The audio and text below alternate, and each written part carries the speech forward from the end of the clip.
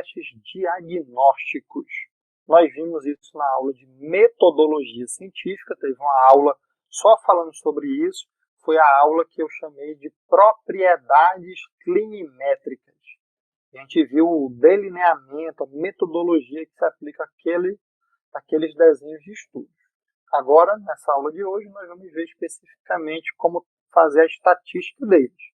Relembrando, eu falei para vocês que existem 9 propriedades clinimétricas, mas as duas principais, arroz com feijão trivial, chamam-se reprodutibilidade e validade. E esses são os termos sinônimos que vocês podem encontrar na literatura para cada uma delas. Tá? A reprodutibilidade ela pode ser quantificada de duas maneiras. Se a sua variável ela é de natureza categórica, ou seja, ela é uma variável qualitativa, você tem que analisar o que nós chamamos de concordância entre os examinadores. Quem faz isso é a taxa global de concordâncias, que é um percentual, ou a estatística chamada coeficiente kappa. Tá?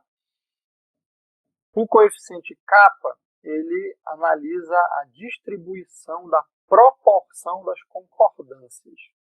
Ele tem esse símbolo, que é um K, a letra grega K, e que ela significa de 0 a 1, o maior grau de concordância ou o menor grau de concordância. Tá? Então, quanto mais próximo de 1, maior a concordância. Quanto mais próximo de 0, pior a concordância. Para analisar o kappa, nós fazemos o cálculo dentro de uma matriz para cálculos de teste diagnóstico chamada tabela 2x2. Tá? Vocês estão vendo aí que nós temos na coluna os pacientes doentes e os pacientes saudáveis, os indivíduos saudáveis, e na linha nós temos um teste positivo e um teste negativo. O teste diagnóstico ele é bom quando ele está concentrado no A ou concentrado no D. O A são as pessoas doentes e o teste deu positivo. É o verdadeiro positivo. O D são as pessoas saudáveis e o teste deu negativo. São os verdadeiros negativos. Um teste ele é ruim quando ele tem muitos casos concentrados em B ou em C. O B é o falso positivo, o teste deu positivo, mas na verdade a pessoa está saudável. E o C é o falso negativo, porque a pessoa está doente, fez o teste e o teste deu negativo. Tá? Então, o coeficiente kappa ele usa essa matriz para fazer o cálculo do kappa. Essa é a equação matemática que está por trás do computador. Ela analisa as proporções observadas e aquelas esperadas. Tá? Neste exemplo aqui, nós estamos vendo o examinador 1 comparado com o examinador 2. Então, seria uma concordância inter-examinadores. Tá? Fazendo uma ausculta pulmonar no estetoscópio para saber se o paciente tem um ruído adverso aí, de sibilo presente ou ausente. Então, se eu pegar aqui que está no A, 62, e o que está no D, 23, nós vamos ter aqui 85% de concordância. Então, a taxa global de concordância é A mais D. A taxa global de concordância interexaminadores. Eles discordaram aqui 14%, esse B, ou seja, tem um falso positivo aqui, né? E eles discordaram também aqui nesse C. Então, a taxa de desacordo deles é de 15%. E aí você aplica essa equação, o computador faz isso e sai o resultado para a gente entre 0 e 1. Tá? A classificação do grau de magnitude do kappa é essa. Ruim, fraca, sofrível, regular, boa, ótima e perfeita. Então, a gente quer alguma coisa aqui acima de 0,6. Para ser bem rigoroso, eu particularmente trabalho com capa, o intervalo de confiança nessa casa aqui acima de 0,7. Tá? E aqui é o estudo que mostra a confiabilidade dos sinais do aparelho respiratório a partir do exame de ausculta pulmonar, mostrando que o sibilo tem um capa de 0,5 e que é o melhorzinho que tem, viu? Sibilo, atrito pleural, quer dizer, a ausculta pulmonar não é de tudo, um dos melhores sinais do aparelho respiratório para se analisar em interexaminador. Tem uma confiabilidade moderada. Muito bem. Isso nós fazemos quando a nossa variável é de natureza qualitativa, categórica. Quando a nossa variável ela é de natureza quantitativa, a coisa muda de figura. Agora, em vez de concordância, agora nós vamos falar em confiabilidade. E nós vamos usar uma estatística chamada coeficiente de correlação intraclasse, que em inglês é conhecida como ICC. Tá? Média associação entre eventos pode ser usado também para expressar concordância entre eles, analisar duas mensurações de uma determinada variável em uma mesma série de indivíduos. Tá? O ICC ele é classificado de acordo com essa distribuição. Menor que 0,4, pobre confiabilidade, entre 0,4 e 0,75, satisfatória, e acima de 75, excelente. Mesma coisa. Na prática, nós trabalhamos aqui com ICC maior do que 0,7. Tá? Além disso, falando ainda sobre variáveis contínuas, quantitativas, nós ainda fazemos dois cálculos a mais. Esse cálculo aqui se chama SEM, é o erro padrão de mensuração. Ele é calculado a partir do desvio padrão, da média, da diferença das médias, multiplicado pela raiz quadrada de 1 menos o ICC. Então, primeiro a gente tem que achar o ICC, para depois achar o SEM, e depois que achar o SEM, a gente vai achar o SDC, que é a menor mudança detectável pelo instrumento de avaliação. Que aí ele precisa do SEM na fórmula, vezes a raiz quadrada de 2, vezes o score em Z da distribuição normal, que eu falei para vocês na primeira aula, que é 1,96. Tá? Então essas são as equações para encontrar o erro padrão de medida e a menor mudança detectável. O que interessa para a gente aqui é que o SEM ele seja menor do que o SDC. O SEM tem que ser menor do que o SDC. O print da tela do SPSS é aqui que vocês vão visualizar. A gente clica em analisar, escala, e aí vai aparecer aqui análise de confiabilidade. Vai abrir esta janela que vocês estão vendo aqui, e aí você escolhe quais são as duas variáveis que você quer testar a confiabilidade. Aqui neste exemplo eu estou testando uma intraexaminador, ele com ele mesmo, tá? De um teste. Aí depois você vai clicar aqui em estatística, aí vai abrir essa outra janela aqui, ó. E aí você pode escolher algumas coisas aqui, por exemplo. Você pode escolher aqui nos resumos, você pode escolher médias, para poder aparecer as médias das duas variáveis. E aqui embaixo você vai escolher o coeficiente de correlação intraclasse. Aí quando você clica nessa caixinha, vai ativar isso tudo aqui embaixo, ó. Aqui em modelo tem três opções. Quase sempre nós usamos esse que se chama misto de duas vias. Misto de duas vias. Por quê? Porque geralmente os testes são feitos com 2 examinadores, tá? Em vários pacientes. Então os 2 examinadores são fixos. Sempre são aqueles 2 examinadores que você vai comparar um com o outro. Às vezes, é muito difícil acontecer isso, né? Tem que ter uma metodologia bem mais robusta. Você pode ter, por exemplo, 5 examinadores, os 5 avaliam os pacientes, e aí desses 5 examinadores, você vai sortear aleatoriamente 2 desses 5, para poder fazer a confiabilidade teste-reteste. Aí muda o modelo. Aí você vai para um modelo aleatório de 2 vias, que é outra opção que aparece aqui. Mas esse não é o padrão. A maioria das pessoas, quando vão conduzir um estudo como esse, usam apenas 2 examinadores, o examinador A e o examinador B, e comparam o resultado entre eles. Nesse caso, o ICC do modelo misto de 2 vias. E o tipo de análise é uma análise de concordância absoluta. Você quer saber se eles estão concordando absolutamente um com o outro. O resultado de um tem que ser igual ao resultado do outro.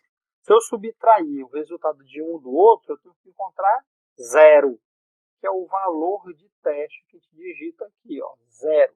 Eu quero que não tenha diferença nenhuma entre o examinador A e o examinador B. Clico em continuar, clico em OK, e aí vai aparecer esta janela de saída do SPSS, um output, com essas 2 tabelas principais.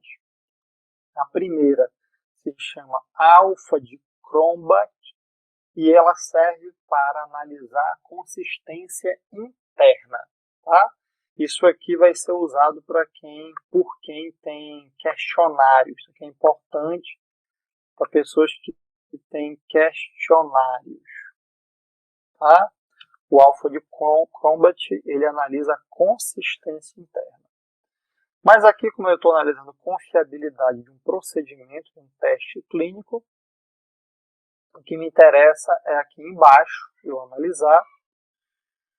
Veja que tem 2 opções aqui. Ó. Tem essa opção de medida única e tem essa opção de medidas médias. Então, você vai escolher uma ou outra.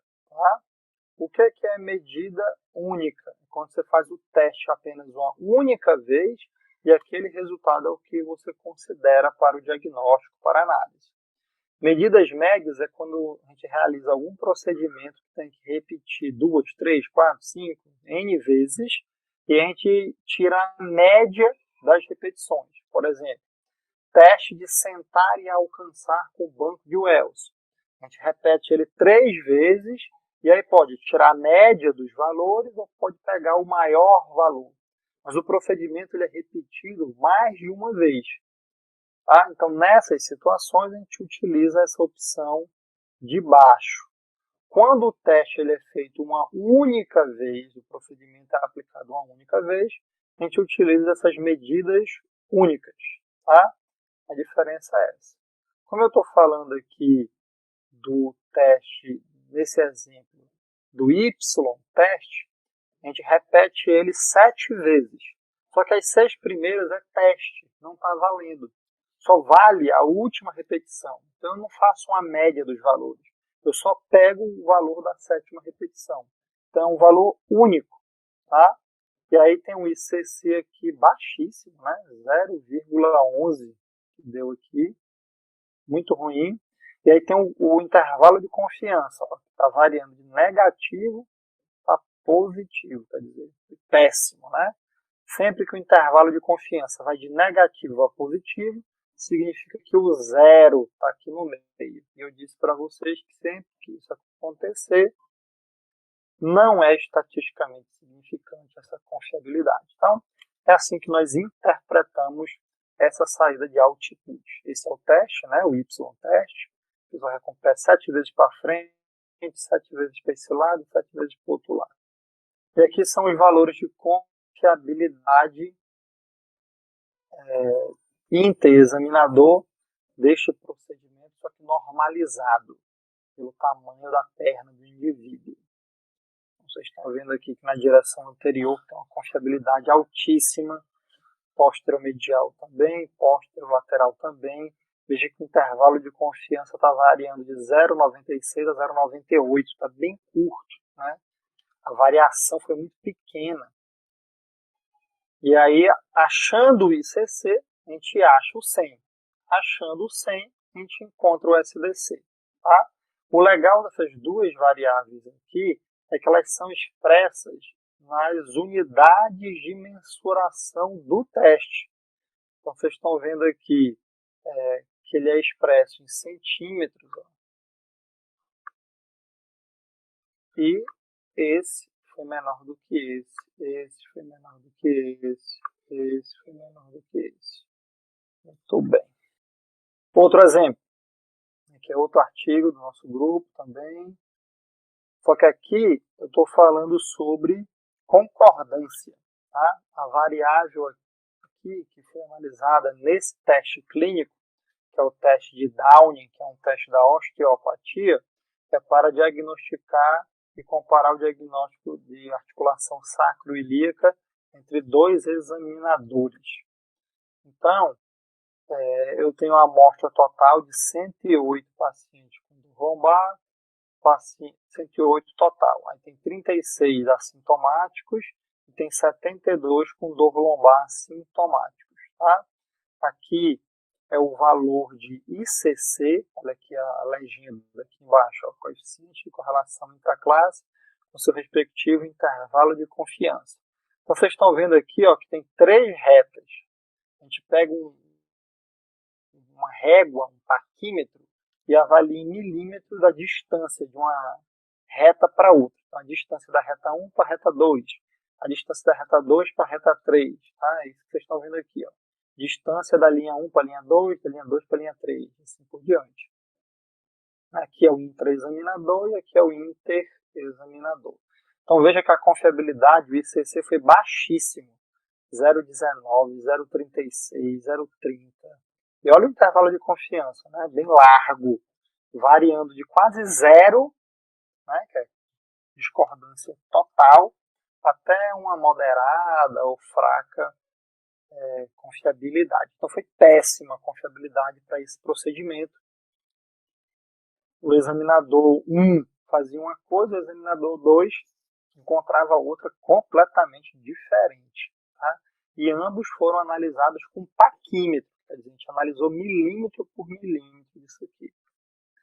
E também a gente pediu para eles diagnosticarem com lesão e sem lesão sacroiliaca. Com lesão sacroiliaca e sem lesão sacroiliaca. Quando a gente fez isso, aí a gente passou a ter um coeficiente kappa, com seu respectivo intervalo de confiança. Olha o valor que deu, ó, 0,12, 0,18, 0,28. É um pouquinho melhor nos pacientes que são sintomáticos, mas no geral muito baixo ainda, né? Tanto intraexaminador quanto interexaminador. Quer dizer, esse teste aqui não presta, né? Basicamente é isso, esse teste não presta. Não tem boa confiabilidade. Se não tem boa confiabilidade, não tem boa concordância, automaticamente não tem validade. Então não deve ser utilizado na prática clínica. E nesse artigo nós ainda fizemos uma terceira estatística, que é uma estatística que não é em tabela, é uma estatística que aparece em gráfico, que se chama Bland and Altman Plot. Basicamente, vocês estão vendo aqui a foto A, B, C e D. No eixo Y, vocês estão vendo aqui a diferença em milímetros, que foi mensurado no parquímetro. Tá? Aí tem o 0, aqui tem o 0, 0 e 0. Aí no eixo X estão vendo aqui, ó, intraexaminador, interexaminador, intraexaminador, interexaminador. Vocês estão vendo essas 4 situações. O de cima é da reta 1 para a reta 2 e o de baixo é da reta 2 para a reta 3. Tá? Da linha, né? E aí vocês estão vendo que existe uma dispersão do diagrama de nuvens, né? Cada pontinho desse é uma diferença entre eles intercalada. O normal é a média, ela está aqui bem perto do zero, e os pontos estarem ao redor desse zero. estarem próximo dessa reta da média que vocês estão vendo aqui no meio. Tá? E não é o que aconteceu, né? Estão vendo que os pontos estão bem distantes do zero, estão bem espalhados aí. Isso significa que não houve uma concordância, não houve uma confiabilidade adequada. Para a gente encontrar o coeficiente kappa, a gente clica em analisar, estatística descritiva, clica aqui em tabela de referência cruzada, ou seja, faz o mesmo caminho que foi feito no Q quadrado. Para fazer o Q quadrado, a gente fez esse caminho aqui. Analisar a estatística descritiva, tabela de referência cruzada. Essa outra janela aqui, e eu coloquei o examinador A, examinador B, examinador de teste, examinador reteste. Aí, que tanto faz. Aqui não interessa para a gente y e x quando a gente está falando sobre confiabilidade. A gente clica em estatística. Aí agora, em vez de clicar em Q quadrado, ó, em vez de clicar aqui, nós vamos para cá, para baixo, ó, e clicamos em kappa, coeficiente kappa. Aí dá continuar. Aí depois a gente vem aqui para células. E em vez de pedir a porcentagem na linha, nós vamos pedir a porcentagem no total. Essa aqui é a diferença. Dá OK, continuar. E aí vai aparecer esta tela de saída. A mesma tabela de contingência, 2 por 2, ó. Diagnóstico da primeira avaliação da articulação direita da unha. Diagnóstico da segunda avaliação da articulação direita da examinadora unha. Você tem aqui, ó, o primeiro dia da avaliação e o segundo dia da avaliação. Ela concordou com ela mesma, ó, que é a letra A, B, C, D. Ela concordou com ela mesma em 57,4% das vezes. 57,4%, quer dizer, muito próximo de 50%. Mesma coisa de jogar uma moeda para cima. Não precisa nem ter avaliado o paciente, praticamente. E aqui embaixo sai a tabela com a medida de kappa. Medida de concordância kappa, aí sai o valor, sai o erro padrão e sai a significância, sai o p-valor daquela estatística. Quer dizer, ela não concordou em nada aqui. Outro exemplo que eu trago para vocês, que vocês já viram, uma reprodutibilidade de um equipamento que avalia o transverso do abdômen em paciente com dor de coluna. Aqui é a forma de vocês lerem a tabela. Ó. Então aqui ele mostrou média e desvio padrão, valor máximo e valor mínimo. Então veio aqui uma estatística descritiva primeiro, que vocês já aprenderam a fazer. Estatística descritiva. Essa revista pediu que fosse escrito dessa forma, ó. Média, SD, que é o desvio padrão, e o valor. A maioria pede aquele mais ou menos, né? Para fazer essa apresentação, mas isso é detalhe. Aí aqui apareceu um coeficiente de correlação intraclasse, um ICC, com 95% de intervalo de confiança.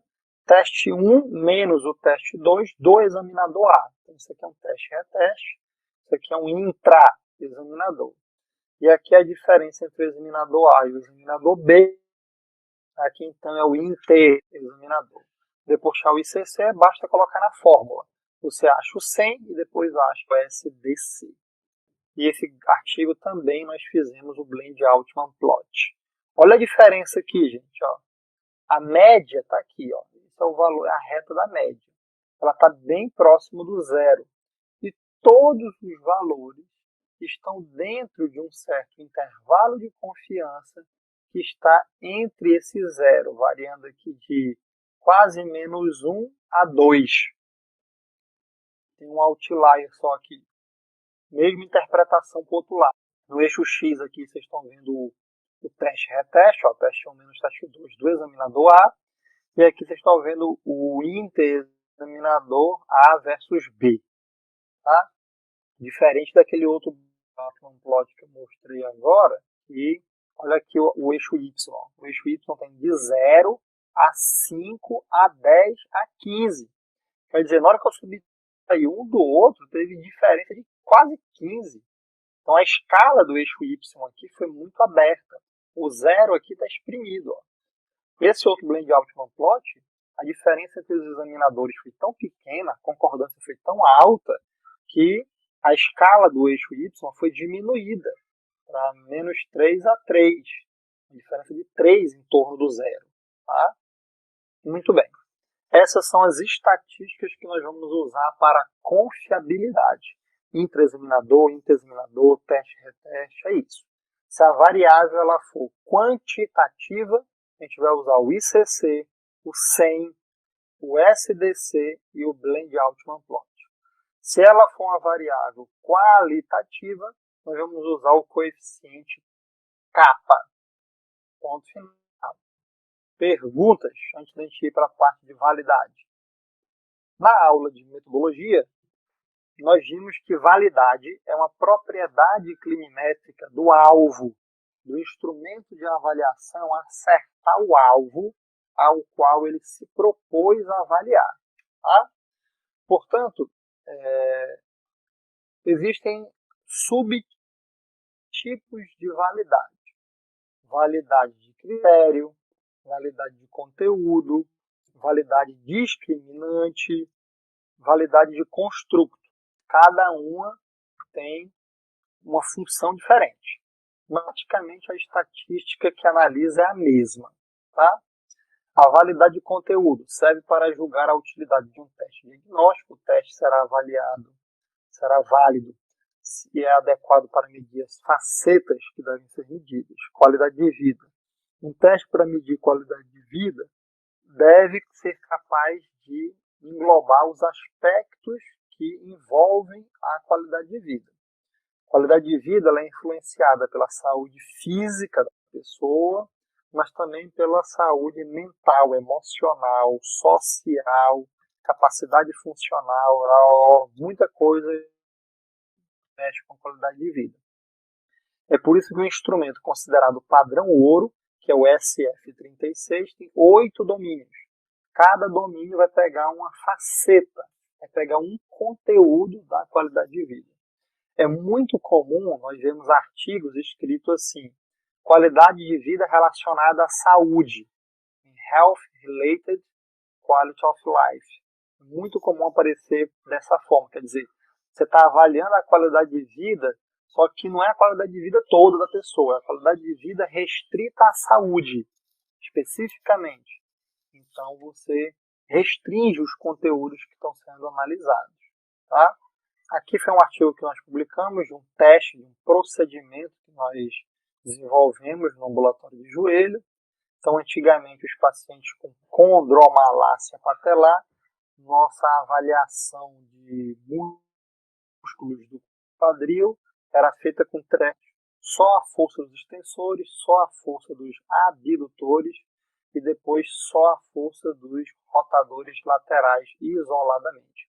Demorava muito tempo, ficava maçante, o paciente fadigava e a gente resolveu fazer 3 em 1. Então a gente desenvolveu um teste, uma posição, em que ela conseguisse analisar em uma posição o conteúdo de 3 outras posições. Então a gente tinha que fazer essa validade de conteúdo aqui. Então a gente botou no eixo Y o teste novo que a gente está se propondo fazer e no eixo X a rotação externa, a abdução e a extensão, os 3 conteúdos. Tá? E aí nós fizemos os gráficos de correlação, porque validade é analisado em variáveis quantitativas através do coeficiente de correlação linear. Essa é a estatística apropriada para analisar validade de 2 variáveis que são quantitativas. Tá bom? Então veja que para a extensão, para a rotação externa e para a abdução, houve uma certa correlação entre eles. Mas a principal foi essa aqui, que foi com a rotação externa. Quer dizer, esse posicionamento, esse teste aqui, consegue captar melhor a força dos rotadores externos do que a força dos abdutores e extensores propriamente ditos. Outro exemplo de validade é a validade relativa a um padrão conhecido. E ela pode ser uma validade simultânea, também chamada validade concorrente, que é quando não existe uma hierarquia entre os diversos instrumentos de avaliação, ou uma validade preditiva, uma validade em que você quer, a partir de um valor, encontrar outro. Tá? Então, você pega o que nós chamamos de teste índice, o teste index, e compara ele com o teste padrão ouro, tá? O padrão de referência. Então, a gente vai ter um padrão de referência pela literatura e o teste que a gente está se propondo a analisar. Este outro exemplo, eu estou comparando o Y-teste, que eu estou me propondo a analisar, portanto, eu vou chamar ele de teste index, e aqui a estabilometria, que é o teste padrão ouro, o padrão de referência. Então, ambos se propõem a avaliar equilíbrio. E é isso que eu vou ver, eu quero saber se eles realmente analisam equilíbrio, ou se esse Y-teste analisa o equilíbrio tão bem quanto este outro, que é considerado padrão ouro. Tá? E aqui está a correlação entre o Y-teste e o equipamento. Então, vocês estão vendo aqui Y, Y, Y, Y. E aqui vocês estão vendo o equipamento, equipamento, equipamento. Aqui no eixo antero-posterior. Então, esse aqui eu tenho que comparar com este aqui, que é o anterior. É aqui que, teoricamente, eu esperava uma melhor correlação. Vê que o R aqui deu 0,1, fraquíssima. E esse que é um equilíbrio no plano frontal, que é o equilíbrio médio-lateral, eu esperava que desse bom com esse Y póstero-lateral ou com esse chamado póstero-medial. Tá? E aí a gente vê que a correlação entre eles foi realmente muito abaixo do esperado. Tá? Todos os sentidos aqui, em todas as análises que você possa fazer. Ou seja, o teste index, ele não tem validade comparado com este teste biomecânico padrão ouro aqui em cima. É essa a conclusão que a gente chega. E depois nós temos uma outra validade, chamada validade de construto, que serve para medir se a característica a ser relacionada, medida, se relaciona com a outra característica, um confundidor. Então, se a prevalência de um evento na população ela aumenta com a idade, o teste tem que ser válido para captar esta tendência também. Tá? Então, se existe um confundidor, a validade de construto ela consegue detectar esse confundidor na relação das duas variáveis. Tá? E uma outra forma de realizar estudos de propriedades clinimétricas, que não seja de testes, de instrumentos e procedimentos clínicos, é fazer o que nós chamamos de tradução, adaptação cultural e validação de questionários ou de escalas que são o PROM, autorreportadas, né? Medidas autorreportadas. Essa foi uma que a gente publicou na Revista Brasileira de Fisioterapia, há um bom tempinho atrás, mostrando a correlação entre o RSI, que é um questionário para analisar retorno ao esporte, pós-reconstrução do LCA. Olha o símbolo RHO, significa que isso aqui é um espirma com p-valor entre parênteses. Você já sabe que esses dados não são paramétricos. E eu tenho o valor do SF36 dividido com a sua respectiva domínio. Função física, capacidade funcional, dor no corpo, percepção global de saúde, vitalidade, papel social, impacto emocional, saúde mental. Então, tudo isso está aqui sendo analisado. Nós tínhamos hipótese que o RSI, como ele tem perguntas sobre a prontidão psicológica do indivíduo para o retorno ao esporte, nós hipotetizávamos que que ele iria ter uma boa correlação, por exemplo, com o papel, a capacidade emocional, saúde emocional da SF-36. Não foi isso que aconteceu. Ó. Saúde mental na SF-36 não foi o que aconteceu. Eles têm uma correlação muito pobre, muito fraca. Então, nós não aceitamos a hipótese que nós formulamos inicialmente. Vocês já aprenderam a fazer isso. Então, analisar, correlacionar bivariável. Vai abrir esta janela aqui de correlação bivariável. Você escolhe quais são as variáveis que você quer correlacionar. E aí vai aparecer o coeficiente de correlação de Pearson ou de Spearman, depende do que você selecionou. Ambos são a estatística para fazer a análise de validade desta propriedade clinimétrica. Tudo bem? E aqui nós chegamos na matriz para cálculo de teste diagnóstico. Novamente, é uma tabela 2x2, vocês estão vendo aí de novo. Já expliquei isso. Só que agora nós vamos usar essa tabela para calcular o que nós chamamos de acurácia diagnóstica. O que é a acurácia diagnóstica? Você determinar os valores de sensibilidade, especificidade, valor preditivo positivo e valor preditivo negativo. Jezabel está perguntando como se faz o blend Altman plot. Vou já mostrar. E para eu explicar de novo sem o SDC. A Liciane pediu para eu explicar. Vou já mostrar. Só terminar isso aqui. Então, o cálculo ele é bem fácil, né? Sensibilidade é o valor do verdadeiro positivo dividido pelo valor total de pessoas doentes. A especificidade é o verdadeiro negativo dividido por todas as pessoas saudáveis. É a capacidade que um teste apresenta para detectar indivíduos verdadeiramente positivos. Então, no teste de sensibilidade, ele foi feito para pegar os positivos. Por isso que ele tem verdadeiro positivo, mas também tem falso positivo. Já o teste de especificidade é o contrário, ele foi feito para detectar os negativos. Portanto, ele tem muito verdadeiro negativo e tem muito falso negativo. Tá?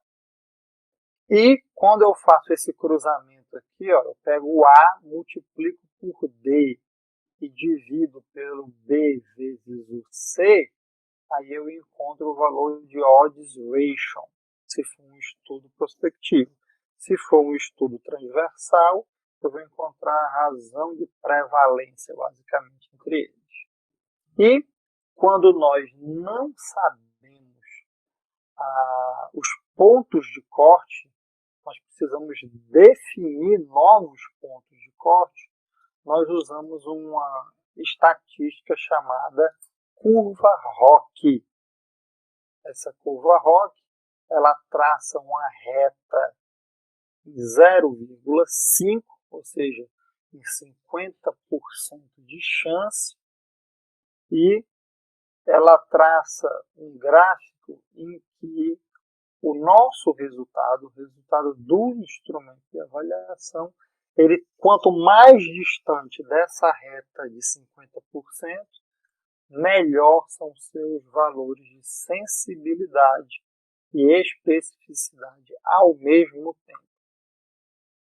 Então, aqui é um teste considerado inútil para a prática clínica, porque esse teste, a bolinha azul dele, está passando muito próximo da reta do acaso, da reta de 50%. Já esse outro teste aqui no gráfico seria um teste considerado adequado para se utilizar na prática. Porque se você for observar esta curva aqui, ela está bem distante da curva, da reta do teste inútil. Aqui eu trouxe para vocês o exemplo do TCC da Anitta, que ela nunca quis botar para frente, não foi, Dominita? Está engavetado isso aqui. E nós temos aqui figura A, figura B, figura C. A gente tem 3 curvas ROC. Aí eu tenho uma curva ROC para analisar o teste, esse teste aí, step down, que avalia joelho. Só que para o tronco, na letra B, o movimento da pelve, e na letra C, para o movimento do joelho. Então veja que tem um tracejado aqui, ó. Esse tracejado é os 50%. E eu tenho 1, 2, 3 pontos de corte. Para o tronco, acima de 4 graus. Para a pelve, acima de 7 graus. E para o joelho, acima de 10,33 graus. Quer dizer, eu tenho aqui 3 pontos de corte. Um para o tronco, um para a pelve e outro para o joelho. Qual que apresentou melhor sensibilidade e, ao mesmo tempo, melhor especificidade? Foi esse último aqui. Visualmente, você observa que o gráfico dele se manteve mais longe do pontilhado. Ou seja, ele não teve nenhuma queda em que ele pudesse encostar ali da reta da inutilidade. Como é que a gente faz isso? A gente clica aqui em analisar, depois a gente clica na última opção, que se chama curva ROC, e aí a gente coloca qual é a variável de teste, que nós vamos chamar de variável de teste índice, ou teste index, e na variável de estado é a variável padrão ouro, ou padrão de referência. A gente clica aqui em exibir curva ROC com linha de referência diagonal. Ok? E aí o SPSS vai dar essa saída para a gente, esse output. Ele vai dizer quantos foram diagnosticados com positivo, quantos foram diagnosticados com negativo, que é o resultado do processamento.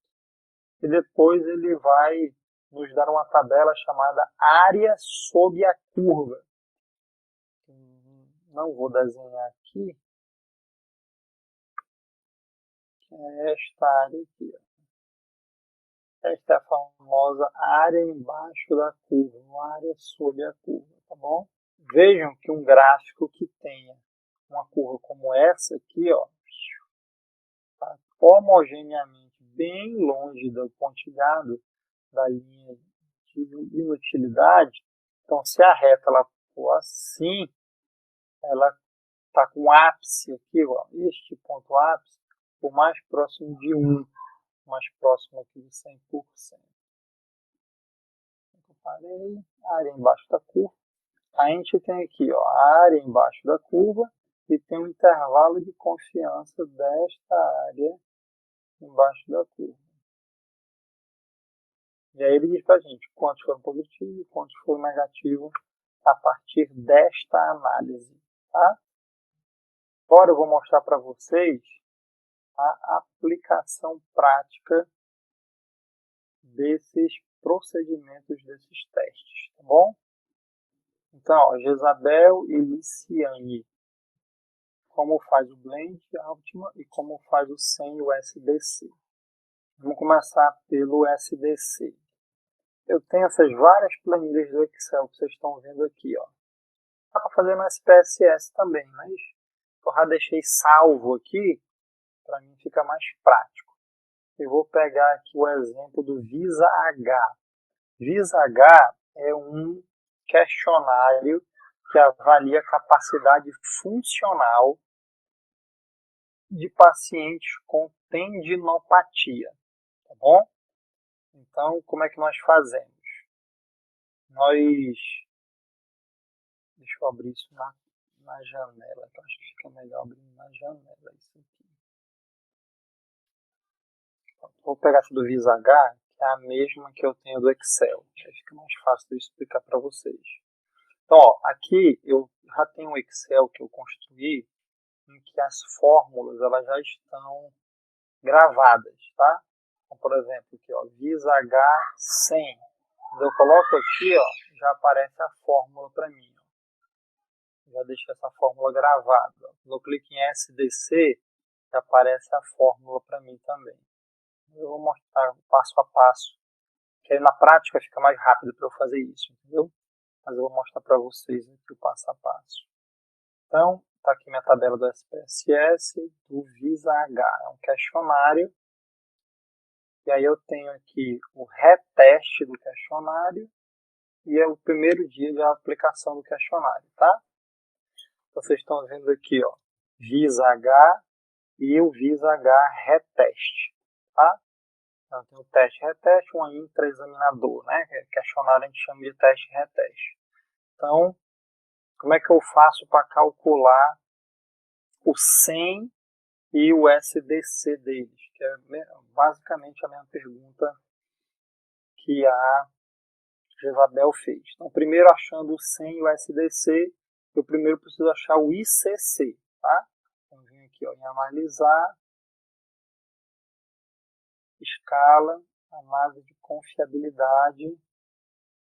Aí eu boto lá o Visa e o teste do Visa. Jogo para cá, clico em estatística, coeficiente de correlação entre a classe, misto de duas vias, porque eu só tenho dois avaliadores, e o teste é 0. E eu quero as médias. Continuar. Ok. Uma porrada de coisa, saiu deletando tudo. 70 participantes nessa amostra dessa pesquisa aqui. Nenhum caso perdido.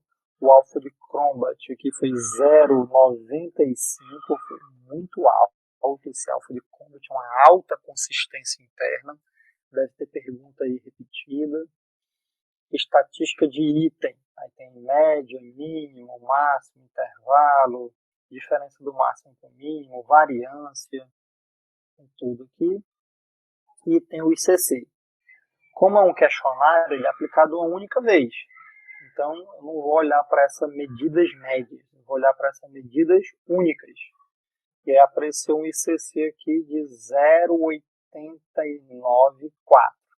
Com intervalo de confiança de 0,73 a 0,94, estatisticamente significante. Então, eu já achei o ICC, está aqui, ó. O ICC é 0,894, e eu digito aqui, ó, 0,894. Na hora que eu clicar aqui, ó, digito o valor aqui, esse valor automaticamente corrige essa fórmula aqui do 100. Ó. Ele pega este valor aqui e ele coloca nesta equação que vocês estão vendo aqui. Tá? Então, primeiro tem que achar o ICC. Achando o ICC, a gente faz essa equação. Ó. Desvio padrão vezes raiz quadrada de 1 menos ICC. Ele já calcula aqui para mim automaticamente. Não, só duas casas assim. Tá? E aí, na hora que eu vou achar o 100, automaticamente eu já acho o SDC, porque eu já deixei a fórmula pronta. Ó, achando o 100, aí eu acho o SDC. Quem perguntou isso foi a Liciane. A Liciane, pronto. A Liciane está perguntando se é possível ter testes com boa sensibilidade e baixa especificidade. Foi exatamente isso que eu expliquei na aula de metodologia. A maioria dos testes na saúde funciona assim. Eles ou têm alta sensibilidade ou têm alta especificidade. É muito difícil encontrar um teste que tenha as duas coisas ao mesmo tempo. Tá? Alane, o que é mesmo 1,96? Tabela normal. O score Z da distribuição normal, Alane, ele é igual a 1,96. É um número arbitrário. Z, 1,96. Isso aqui é uma tabela de distribuição normal padrão, tá? 1,96, 1,9, mais ou menos aqui. Tá? É um número arbitrário de distribuição normal de 0 a 9, e em que nós utilizamos para a maioria dos cálculos que pressupõem distribuição normal. Soraya, para a avaliação de questionários deve ser aplicada a curva ROC apenas e tão somente se você quer descobrir pontos de corte. Soraya, se os pontos de corte ainda não foram estabelecidos pela literatura, esses pontos de corte eles não são conhecidos, aí você vai precisar da curva ROC para conhecê-los, tá? Comparando com o padrão ouro. Isso complementa a resposta à pergunta da Jezabel. A curva ROC sempre é feita entre uma variável qualitativa e uma quantitativa? Nem sempre. Ela pode ser feita também entre duas variáveis quantitativas. Mas desde que a variável padrão ouro tenha pontos de corte já conhecidos, tá? Para poder dicotomizar. Então, basicamente, a resposta é sim, da sua pergunta. Tá? Se você tiver duas variáveis quantitativas contínuas, sendo que a variável conhecida, ela já tem, conhecida não, a variável padrão ouro, ela já tem pontos de corte conhecidos, então, a partir dela, você consegue dicotomizar, você consegue categorizar. Tá? E fazendo isso, você vai acabar comparando uma variável quali com uma quanti. E geralmente a quanti é a que você está testando. Tá? Qual é o melhor ponto de corte. Falta só o blend Altman, né? Agora explicar nas dúvidas de vocês. Então vamos lá explicar o blend Altman. O blend Altman eu também uso esta planilha de Excel que eu deixei aqui padrão. Ah, não, isso aqui no VIS-H, dos 70, tinham 50 pessoas saudáveis e tinham 20 que eram sintomáticos, que tinham lesão do tendão. Por isso que está dividida a amostra aqui. Então, deixa aí. Vamos ver o blend Altman agora. Então, eu já mostrei para vocês como é que chega no 100 e no SDC. Beleza. Agora eu vou mostrar para vocês como é que se chega no blend Altman. Tá? Primeira coisa, você tem que calcular a média da diferença e o desvio padrão das médias da diferença. Como nós fazemos isso? Nós fazemos isso ou aqui no Excel ou lá no SPSS. Tanto faz. Vou mostrar para vocês no SPSS agora como é que a gente faz isso. Tá? Até aqui já, ó, diff e min. Mas eu vou fazer aqui para vocês verem. Eu tenho esses valores aqui, ó, o teste e o reteste. Eu venho aqui, ó, em transformar, calcular variável. Calcular variável.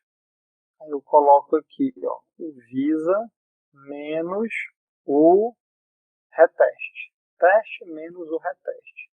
Se esse negócio for bom mesmo, essa diferença aí vai ser igual a zero. A diferença aí vai ser igual a zero. E eu vou chamar isso aí de diferença. Vou ter lá diff, eu vou botar diferença só para ficar diferente aqui mesmo. Ok. Aí ele vai calcular essa variável para mim. Vou lá na tabela, está aqui, ó, diferença. Eu criei uma variável chamada diferença. Aqui.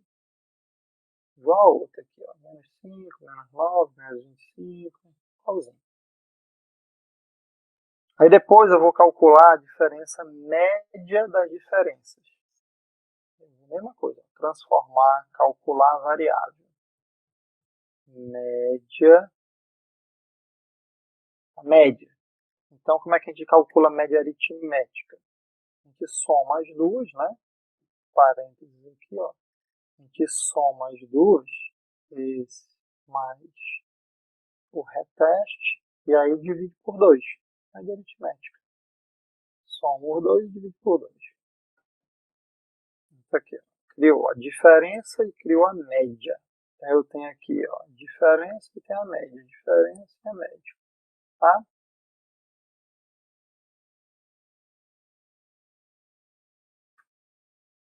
Casos decimais. E aí agora eu vou pegar essa diferença aqui, ó. Essa diferença, lembrem que essa diferença, eu espero que essa diferença seja zero. Quando eu subtraio um do outro, eu espero que essa diferença seja zero. Aí eu vou antecipar um conteúdo que vocês vão ver na aula do professor Mário. O professor Mário vai falar para vocês sobre comparação de médias. Tem 3 tipos. Então, uma simples, 2 independentes, 2 pareadas ou 3 e mais médias. Aqui eu estou falando para vocês que essa diferença, quando eu subtraio o teste do reteste, eu espero que isso dê zero. E é isso que eu vou testar. Eu vou testar se essa diferença foi zero. Para isso é um teste T de uma amostra simples. Eu pego essa diferença, eu criei, ó, coloco ela para cá, valor de teste, zero. Vou testar para ver se essa diferença é um zero mesmo. E vou dar OK. Na hora que eu fizer isso, olha quem vai aparecer aqui para mim. Eu tenho uns 70 participantes e ele me mostrou que a média daquelas diferenças foi uma média de menos 4,62, com um desvio padrão de 7,52. Tá? Então eu descobri aqui a média das diferenças. Isso aqui é a média das diferenças. E esse desvio padrão aqui é o desvio padrão das médias das diferenças. Tá? Então tá aqui, ó, média da diferença, menos 4,62, é igual os dois valores, ó, igual. E aqui é o desvio padrão, 7,52, 7,52, que é estes valores que eu coloco aqui nessa planilha do Excel, ó. Menos 4,63, está arredondando, né? Ó. Menos 4,6286, arredondou para 4,63 e aqui 7,53. 7,52. Muito bem. Feita que eu achei a média das diferenças e achei o desvio padrão das médias das diferenças, eu tenho todas as informações que eu preciso para poder calcular o Blend-Altman plot. Porque esse Blend-Altman plot ele é calculado dessa forma. Ó. Eu deixo já uma fórmula pronta. Ó. LOA negativo e LOA positivo. Em inglês significa limite de concordância inferior e limite de concordância superior. Tá? Então eu tenho a média, mais ou menos o desvio padrão para cima e para baixo, mais ou menos o limite de concordância para cima e para baixo. Com estes valores aqui, eu tenho já então,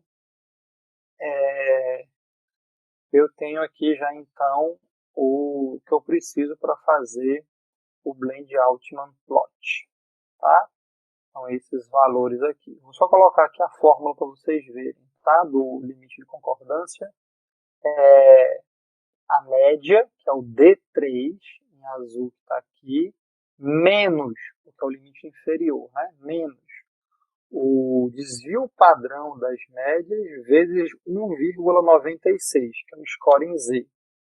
E o outro, que é o limite de concordância positivo superior, é a mesma coisa. A média, só que agora mais o limite de concordância, o desvio padrão, vezes 1,96. Beleza? Tenho todas as informações que eu preciso para calcular o Blend-Altman plot. Posso fazer isso aqui no Excel ou posso fazer isso no SPSS, onde o gráfico ficar melhor. Eu gosto de fazer no SPSS porque eu estou habituado a fazer lá. Aqui é diferença, isso aqui é média. A gente vem aqui em gráfico, construir gráfico, eu peço um gráfico de dispersão, ou então eu posso vir aqui em gráfico e pedir um scatter dot, ó, dispersão, ponto, aqui ó, dispersão, ponto, dispersão simples, definir, aí eu boto aqui a diferença no eixo Y, e boto a média das diferenças no eixo X. Pronto. E aí eu vou dar OK. E aí vai aparecer para mim o gráfico do Blend Altman. A partir daqui, layout. Quer dizer, nem tudo. Eu vou primeiro botar o fundo branco, que é o que eu gosto. Aí agora, eu vou pegar a minha planilha de Excel, ó, vou colocar ela aqui lado a lado com o SPSS. Ana Cecília. No caso, a variável padrão ouro é a variável dependente. Quando a gente está falando sobre testes de reprodutibilidade aqui, Cecília, a gente está falando sobre o Y, que é o padrão ouro, e o X, que aqui no caso é o teste que eu estou testando, que é o teste index ou index. Tá? Uma coisa. O MIC, mínima mudança importante, é necessário em estudos de reprodutibilidade? Sim, mas o MIC ele não é calculado estatisticamente. O MIC é basicamente a mesma coisa que o SDC, tá? Mas eu acho que a pergunta da Tâmara é mais em relação a mínima mudança clinicamente relevante. Mínima mudança clinicamente relevante. Essa aí é feita a partir de estudos Delphi, tá? Então, não é feita estatisticamente através desses testes aqui, não. Continuando aqui, o Blend Altman. Pronto, agora eu tenho aqui a minha saída do SPSS e tenho os valores que eu calculei lá do Excel, tá? Aí agora eu só vou colocar esses valores aqui nessa tabela, ó. Eu clico aqui, aí eu clico aqui no eixo Y, e aí eu vou, na verdade, traçar uma reta no eixo Y. Aí essa reta vai ficar na posição da média. A média aqui é 4 menos 4,63. 4,63. Aplicar. Apareceu uma reta aqui, gente, ó. Menos 4,63. Tá? O tamanho do Y e o tamanho do X, isso é feito automaticamente, tá bom? De acordo com os dados que se apresentam. Então, tem um cara que está bem aqui, ó, um outlier, está lá embaixo. Então, ele botou aqui um eixo X e um eixo Y para fazer uma interseção entre eles, tá? Aí agora eu vou colocar a média com o desvio padrão aqui, ó, 7,52, tá? Então, 72 é igual a média menos esse, 12,5, que então vai ser igual a média mais esse, 2,89. E agora eu vou colocar outro eixo Y. Esse eixo Y agora que eu vou colocar vai ser menos 12,15, aplicar, fechar. Botar outro eixo Y, que agora vai ser 2,80, 2,89. Aplicar, fechar. Então, olha aí, meu gráfico ganhando forma. Eu agora tenho a média e tenho os dois desvios padrões. O que é que eu gosto de fazer? Eu gosto de diferenciar eles em relação ao estilo da reta. Linha de referência, variável, marcador, linha. Estilo da linha. Eu boto um pontilhado. Aplicar, fechar. Aí eu vou saber que a média é a linha contínua e esse pontilhado aqui é a diferença da média para o seu respectivo desvio padrão. Olha o tanto de pontinho de outlier aqui, ó. Esses pontinhos que está fora desse intervalo aqui do desvio padrão, tá? Ainda não acabou. Eu ainda tenho que colocar o limite de concordância inferior, que é menos 19, e o limite de concordância superior, que é 10, 11. Vamos lá. Vou botar aqui o inferior primeiro, é menos 19,37. Rapaz, vocês estão me acompanhando, né? Eu espero que sim. Espero que estejam me acompanhando. E vou fazer um tracejado mais espaçado, diferente. E o último aqui vai ser 10,11. Não deu certo 10,11 porque a escala do y está até 10. Eu vou ter que mudar a escala do y, então. Eu clico aqui no y. A escala está até 10. Eu vou pedir para botar até 12. 12 não, até 20. Eu incremento aqui para de 10 em 10. Vou clicar. Pronto, fecha. Vamos fazer a última então aqui, que é de 10,11. Clicar. Porque a linha é um tracejado diferente.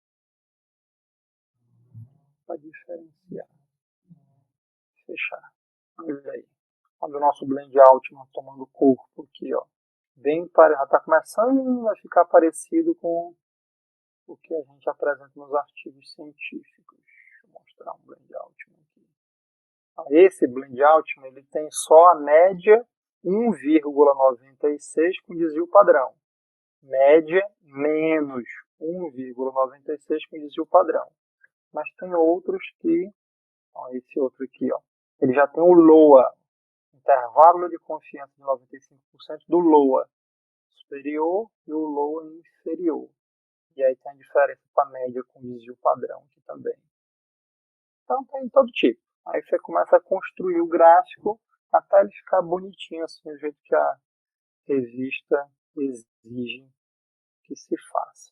Jezabel, respondida a sua pergunta, Jezabel, sobre o Blend Altman Plot. Aí se quiser colocar aqui escrito, você coloca aqui também. Ó. Você pode, não sei, lembrar onde é, acho que é aqui. Seria uma caixa de texto. Aqui, ó. Aí você bota aqui que você quer escrever aqui, ó. Média.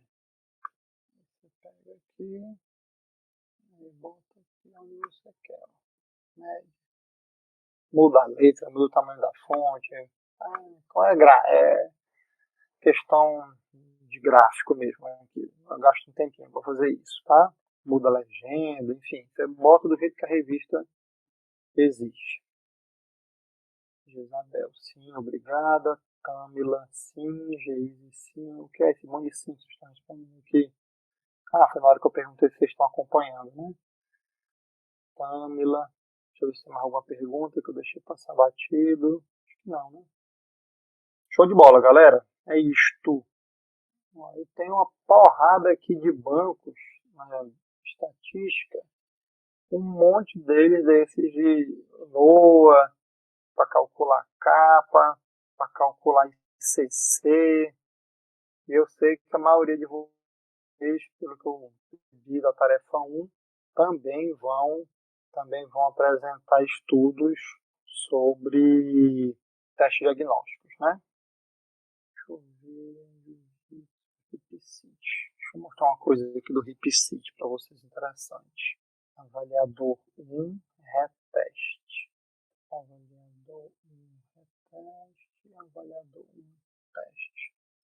Aí eu tenho aqui o valor de abdutores, extensores e rotadores externos. Então pronto, eu vou pegar esse aqui e comparar com esses três aqui. Só que no caso é escala, não adianta ser escala. Esse exemplo que eu queria dar para vocês não pode ser escala. Tem que ser dicotômica, senão não adianta. Teste de Downing. Deixa eu ver o teste de Downing. Dá para a gente fazer isso aqui na tabela de Downing. Pessoal, vamos fazer o seguinte. Me dá 5 minutos, é o tempo que a gente faz o intervalo aqui. Eu vou procurar uma tabela que fique bacana para eu mostrar um exemplo de cálculo de sensibilidade, especificidade, valor preditivo positivo, etc, etc, etc. Tá bom? Dá 5 minutinhos, ao tempo que seja um intervalo aí, a gente retorna, beleza? Tá. Eu achei uma tabela que vai dar pra gente... Eu achei um banco de dados aqui que vai dar pra gente exemplificar como é que se calcula a estatística de acurácia diagnóstica, tá? Então aqui eu tenho duas variáveis categóricas qualitativas. Então a primeira função é essa. Para se calcular sensibilidade, especificidade, todos esses parâmetros de acurácia diagnóstica, tem que ser duas variáveis qualitativas. Uma nós vamos chamar de teste padrão ouro, ou teste referência, e outra nós vamos chamar de teste index, ou teste índice, tá? Para poder ter uma tabela de contingência e ter os valores de A, B, C e D. Uma tabela 2 por 2. Você já sabe como é que faz isso, clique em analisar, estatística descritiva e tabela de referência cruzada. E aí você coloca na coluna que você considera como padrão ouro, né, como padrão referência, e na linha você coloca direita. E na linha você coloca o teste index, tá? Aí você vai clicar aqui em estatística e vai clicar aqui em capa, para poder aparecer a concordância entre eles. Depois você vai clicar aqui em célula e vai pedir a porcentagem no total. Vai dar continuar e vai dar OK. Quando você fizer isto, vai aparecer o resumo aqui, 54 pacientes, 54 ausentes. A amostra tinha sido dobrada aqui, porque a articulação direita e a articulação esquerda de um mesmo indivíduo, tá? E aí nós temos uma tabela 2 por 2. Era aqui que eu queria chegar com vocês. Eu vou copiar essa tabela aqui, ó. Vocês viram que o kappa foi baixíssimo, né? Ó, o valor de kappa 0,05. Né? Então, fraquíssimo esse kappa aqui. Mas o que me interessa para calcular a acurácia diagnóstica é essa aqui, tá?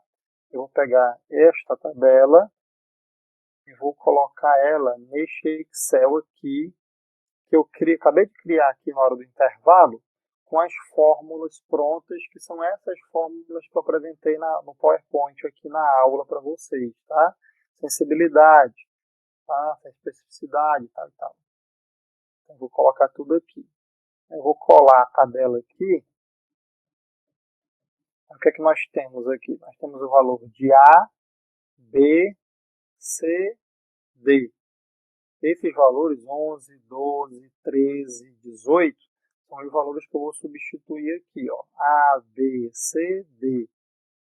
Eu vou pegar então o 11, botar aqui ó, no lugar do A. Olha o que vai acontecer na hora que eu fizer isso. Ó. Nada, por enquanto. Depois eu vou colocar o 12 no lugar do B, o 13 no lugar do C e o 18 no lugar do D. Pronto. Agora sim aconteceu. E calculado automaticamente aqui. Vou tirar esse monte de zero, deixar só duas casas decimais, é mais do que o suficiente. N é minha amostra toda, né? N é esse, mais esse, mais esse, mais este. Dá 54 da amostra total. Aqui, ó, 54 que é 100%. Beleza, então eu tenho aqui o ABCD, são esses valores aqui, que eu extraí aqui do SPSS, e deixei as fórmulas prontas aqui da sensibilidade. Então, o que é a sensibilidade? É o A dividido por A mais C. Então, já deixei a fórmula pronta aqui, ó. A dividido por A mais C. Então, 11 dividido por 24 dá a sensibilidade de 0,46, que é ridícula, né? A sensibilidade varia. Sensibilidade e especificidade varia de 0 até 1. Os valores aí que nós aceitamos como sensibilidade e especificidade giram em torno de 90%. Né? Então, 90% para cima. cara aqui tem 0,46, né? Então está baixíssimo. E uma especificidade aqui no caso, que é D dividido por B mais D, de 0,60. Já deixei a fórmula pronta aqui também, ó. Que é D, que é o 18, dividido por B mais D, que é 30. Tá? Tudo bem. Deixa eu até deixar esse Excel salvo aqui, com essas fórmulas prontas, porque é interessante que eu mostrar depois na próxima aula. Perguntas? Entenderam tudo? ICC, capa, 100, SDC, Blend Altman Plot. Coeficiente de correlação linear de Pearson de Spearman para analisar validade entre duas variáveis quantitativas. Se for para ver validade de variáveis qualitativas, aí nós partimos para os testes de acurácia diagnóstica, sensibilidade, especificidade e assim por diante. E quando a gente está diante de uma quantitativa com a qualitativa, para descobrir pontos de corte, a gente faz a curva ROC. Em resumo, este é o conteúdo da aula de hoje. Alguma pergunta? Alguma dúvida? Se não tiver, eu vou aproveitar que a gente ainda tem uns minutinhos aqui e vou dar um feedback sobre a tarefa 1. Eu peguei aqui algumas pessoas que tinham respondido a tarefa 1, anotei, deixei grifado aqui de amarelo alguns feedbacks que aí servem para ajudar todos. Show de bola, Alexandre. Obrigado aí pela presença. Um abraço. Deixa eu abrir muito Word de uma vez só. Pronto. Então, vamos pegar um exemplo aqui, tá?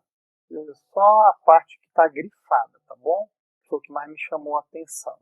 Então, aqui, naquela etapa que eu pedi para poder identificar as variáveis, natureza, classificação, aqui um detalhe, Alane, força, potência, amplitude de movimento são variáveis que são quantitativas, mas elas são contínuas. Elas não são discretas, tá?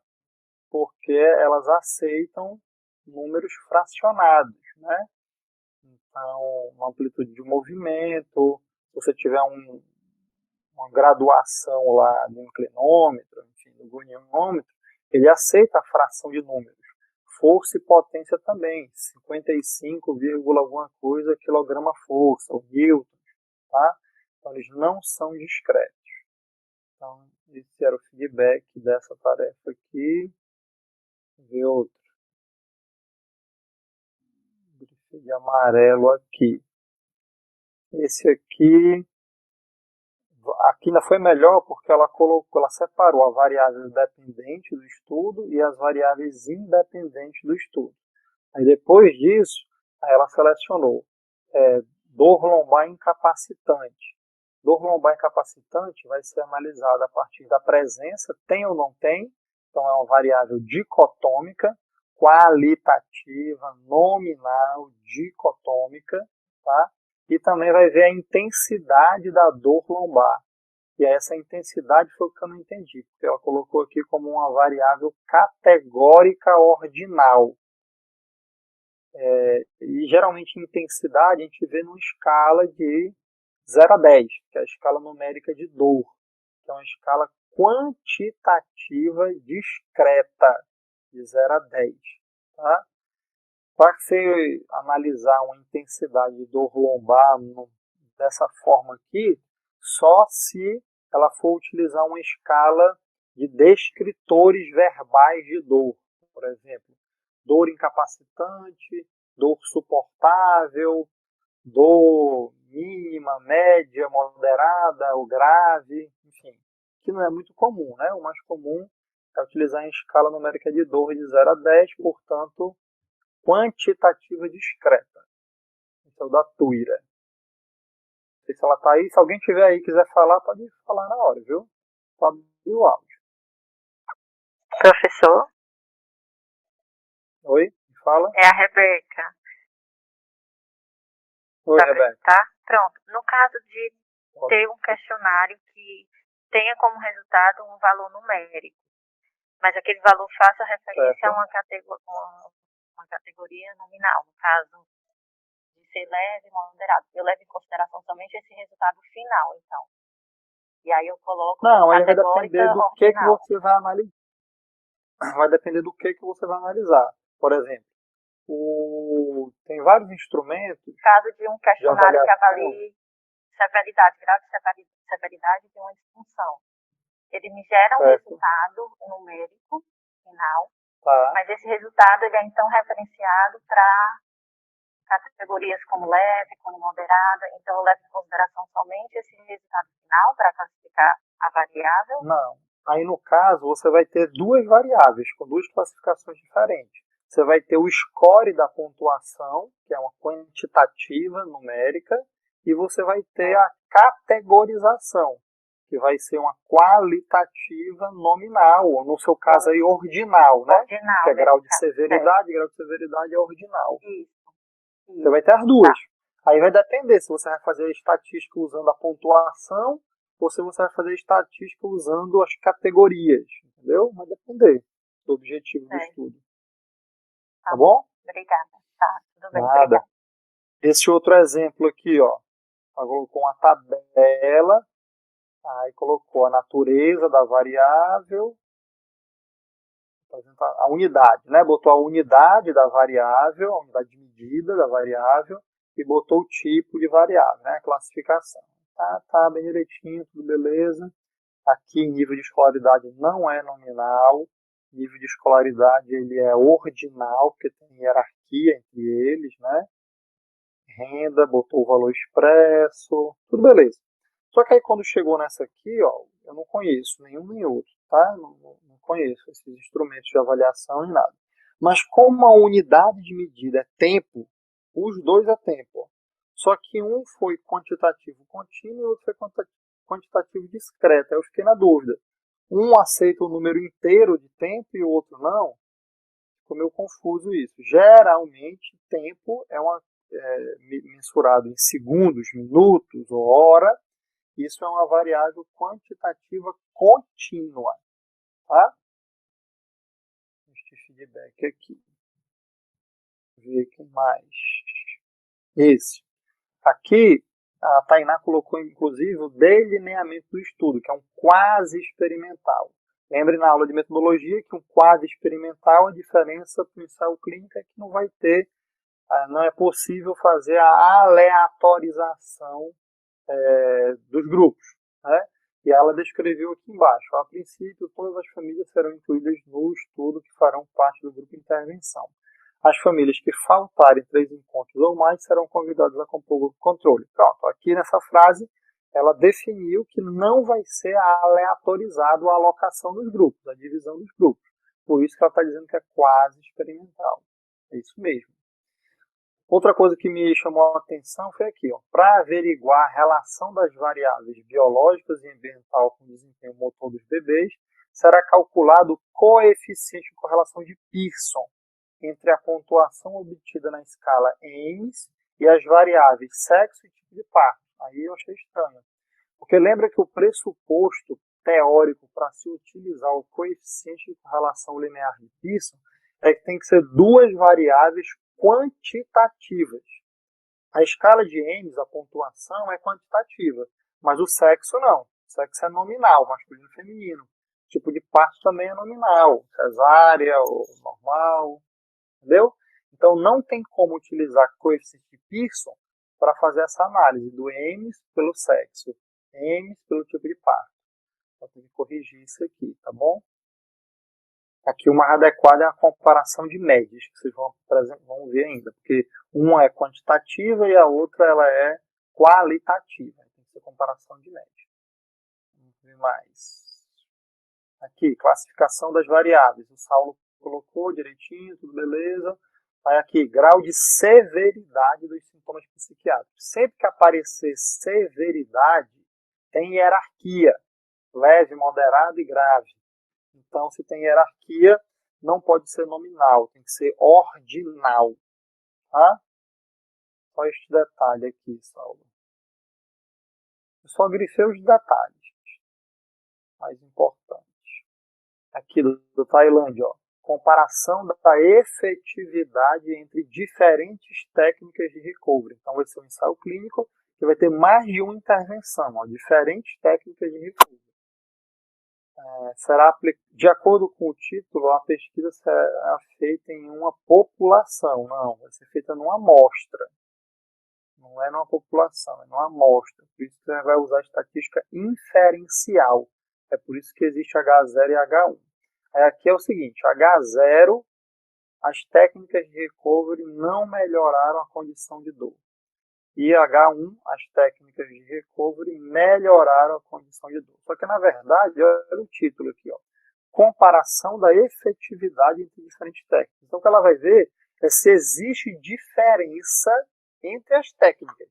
O grupo A vai fazer a técnica X, o grupo B vai fazer a técnica Y. Então, o H0 não existe diferença entre as técnicas, entre as intervenções. E o H1 existe diferença entre as técnicas. Tá? Então, só tem que ter cuidado aí nesse ajuste da formulação da hipótese.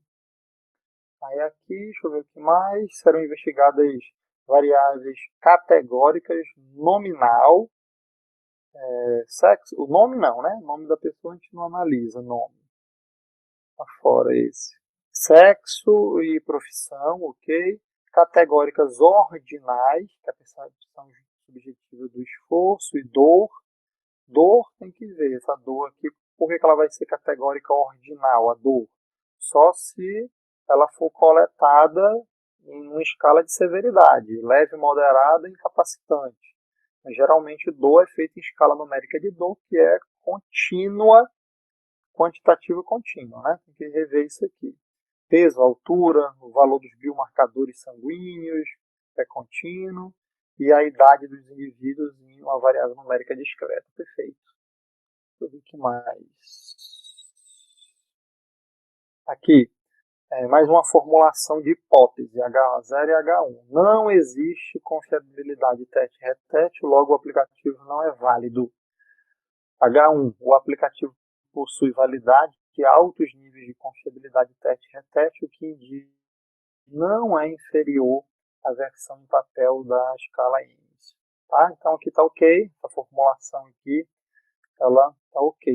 Essa formulação de hipótese aqui está condizente. Aí aqui é o da Soraya. A Soraya ela fez várias hipóteses para cada objetivo dela. Ok, sem problema. Tá? O ideal é que seja assim mesmo, porque para cada objetivo você vai ter um teste estatístico diferente. Então, aqui, por exemplo, ela vai ver consistência interna, ela vai ver com o quê? Com alfa de Cronbach. Ela vai ver confiabilidade. Confiabilidade ela vai ver ou com ICC ou com capa. Validade de critério, ela vai ver com coeficiente de correlação linear, provavelmente. E validade discriminante, geralmente, nós fazemos com comparação de médias. Então, o H0 aqui o instrumento tem alta consistência interna. Não. O H0, geralmente, o H0 é a hipótese nula, zero. Então, aqui o instrumento fulano de tal não apresenta consistência interna adequada. E o H1, o instrumento fulano de tal, apresenta valores adequados de consistência interna, ou elevada consistência interna, ou o que você queira falar. Então aqui está invertido aqui, Soraya, tem que ajustar aqui essa formulação de hipótese. O H0 é a hipótese nula. Então aqui sempre a afirmação ela é negativa. Então o instrumento não apresenta níveis de confiabilidade adequados. E H1, o instrumento apresenta elevados níveis de confiabilidade, assim por diante. Tá? Deixa eu ver se tem mais algum feedback aqui. Do Roberto, que foi grifado aqui. Lá no final, ó, quais são as variáveis do projeto? Pronto, aqui, Roberto, é porque ficou muito abstrato, eu não consegui identificar exatamente o que é. Por exemplo, função e disfunção da musculatura abdutora. Só com isso, só com essa informação, eu não consigo saber se ela é quantitativa, sabe? Como isso vai ser coletado, qual é o instrumento. Vai ser um teste que vai ser feito? teste de Trendelenburg, positivo e negativo. Se for assim, ela vai ser, então, dicotômica, sim ou não, positivo ou negativo. Agora, se for analisar a força dos músculos abdutores do quadril, aí já vai ser uma dinamometria, aí vai ser uma variável quantitativa contínua. É porque como você não definiu aqui como vai coletar, o instrumento é que define a unidade de medida. E a partir da unidade de medida é que a gente vai saber a natureza e a classificação da variável, tá? Então eu não tenho informações suficientes para avaliar esse quesito. Mesma coisa do desfecho. O desfecho aqui é padrão da marcha, ou disfunção da marcha. Aqui está dizendo que vai ser uma variável quantitativa contínua. Então, para fazer isso, só se fosse analisar, por exemplo, o teste da caminhada de 6 minutos. Aí eu iria conseguir avaliar a distância percorrida em metros e, portanto, é uma variável quantitativa contínua. Agora, se for um padrão da marcha para dizer marcha normal, marcha anormal, marcha claudicante, entendeu? Em categorias, aí já seria uma variável qualitativa nominal. Então, muda, entendeu? Tem que dar mais informações em detalhes para a gente conseguir fazer essa classificação em natureza das variáveis. Beleza? Madeleine eu grifei aqui porque eu achei interessante isso aqui que ela fez. Ó. Ela vai analisar prevalência de sarcopenia em indivíduos que têm e indivíduos que não têm diagnóstico de doença de Parkinson. Tá? E aí, tem ou não tem doença de Parkinson, vai ser uma variável nominal, né, categórica, tem ou não tem. E tem ou não tem sarcopenia também vai ser uma nominal, presença e ausência do fenômeno. Só que a doença de Parkinson ela pode ser classificada de acordo com o grau de severidade, nessa classificação chamada RONIA.